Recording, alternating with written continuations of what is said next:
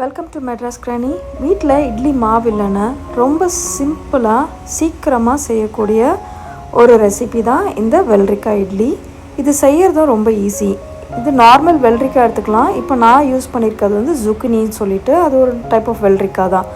அதை வந்துட்டு நல்லா செத்தி எடுத்துக்கோங்க. நல்லா நம்ம கேரட் துருவதில் துருவி எடுத்துக்கோங்க.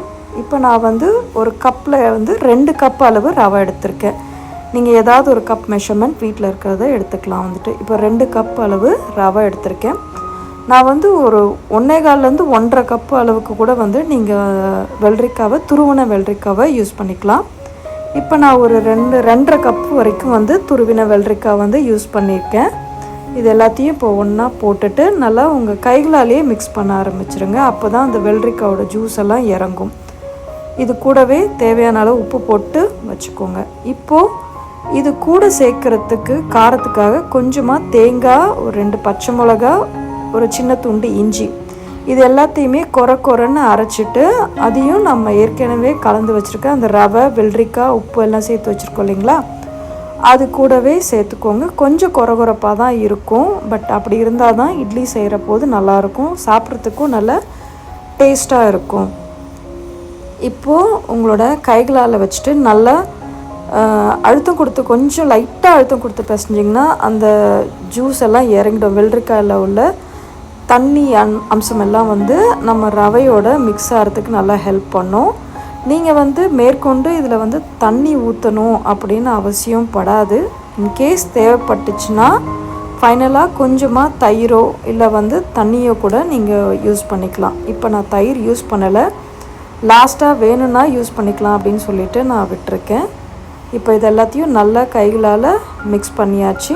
மிக்ஸ் பண்ணிவிட்டு இதை கொஞ்ச நேரம் மூடி போட்டு அப்படியே வச்சுருங்க. ஒரு 1/2 அன் ஹவர் டு 1 ஹவர் வச்சா கூட ரொம்ப நல்லாயிருக்கும். அந்த மாதிரி நல்லா ரவை நல்லா ஊறி உப்பி வரும். ஸோ அது வந்து இட்லி வந்து நல்லா சாஃப்டாக நம்ம இட்லி பானையில் வச்சு எடுக்கிற போது நல்லாயிருக்கும்.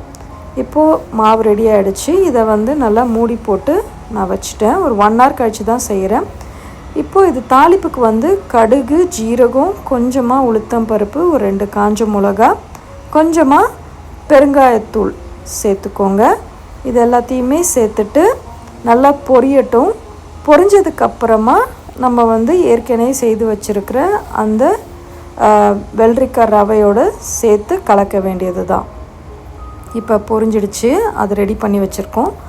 இப்போது நம்ம வந்து ஒரு 2 டேபிள் ஸ்பூன் அளவு வந்து தயிர் வந்து நல்லா இந்த ரவையும் வெள்ளரிக்காய் மிக்சர் கூட வந்து நல்லா கலந்து விட்டுருங்க. ஏன்னா கொஞ்சம் எனக்கு ட்ரையாக இருக்க மாதிரி இருந்தது, அதனால் கொஞ்சம் தயிர் போட்டுட்டு நான் மிக்ஸ் பண்ணி வைக்கிறேன். இல்லை இந்த ஸ்டேஜில் வந்துட்டு நீங்கள் தயிர் அவாய்ட் பண்ண நினச்சிங்கன்னா நீங்கள் வந்து ஒரு 2 ஸ்பூன் இல்லை 3 ஸ்பூன் தண்ணி கூட கொஞ்சம் ஊற்றிக்கலாம். நான் கொஞ்சம் தண்ணி ஊற்றியிருக்கேன். இப்போ நம்ம ஏற்கனவே தாளித்தது எல்லாத்தையுமே இது கூட சேர்த்து நல்லா மிக்ஸ் பண்ணி விட்டுருங்க.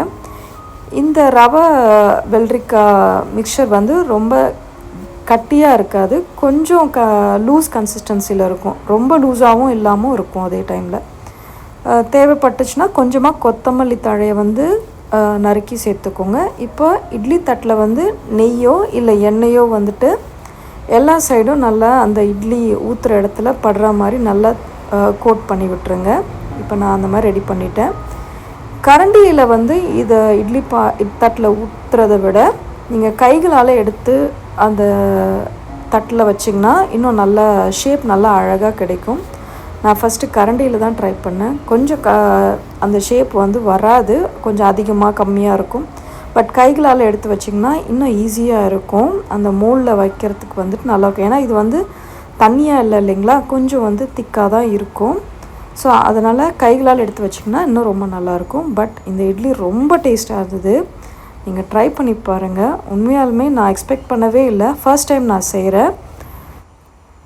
இந்த இட்லி அவ்வளோ டேஸ்டியாக இருந்துச்சுங்க. ட்ரை பண்ணி பாருங்கள், மஸ்ட் ட்ரை அப்படின்னு தான் நான் சொல்லுவேன். வந்துட்டு இப்போ இட்லி பானையில் வந்து தண்ணி நல்லா கொதிக்கட்டும். நல்லா கொதித்ததுக்கப்புறமா நம்ம ஊற்றி வச்சுருக்க அந்த இட்லியை வந்து அந்த பானைக்குள்ளார வச்சுட்டு மூடி போட்டுருங்க. இது வந்து ஒரு 10 நிமிஷம் டு 15 நிமிஷம் ஆகும். வேகிறதுக்கு நடுவில் வந்து ஒரு ஸ்பூனை விட்டோ இல்லை வந்து ஒரு ஃபோக் விட்டு பார்த்திங்கன்னா கூட வந்துட்டு இட்லி ரெடி ஆகிடுச்சா என்னன்னு தெரியும். பார்த்திங்கன்னா இப்போ இட்லி ரெடி ஆகிடுச்சு, எடுத்துட்டேன். ரொம்ப சாஃப்டாக நல்லா இருந்துச்சு. இது கூட வந்து நீங்கள் கார சட்னி வச்சு சாப்பிட பிடிக்கும்னா கார சட்னி வச்சுக்கோங்க. எங்களுக்கு வந்து கோகனட் சட்னி வச்சு சாப்பிட்றது ரொம்ப நல்லா இருந்தது. யூஸ்வலாக ரவை உப்புமாக்கெலாம் நாங்கள் கோகனட் சட்னி வச்சு சாப்பிடுவோம். ஸோ அதனால் இதுக்கும் அதே ட்ரை பண்ணலாம் அப்படின்னு சொல்லிட்டு ட்ரை பண்ணோம். இந்த காம்பினேஷனும் நல்லா தான் இருந்தது.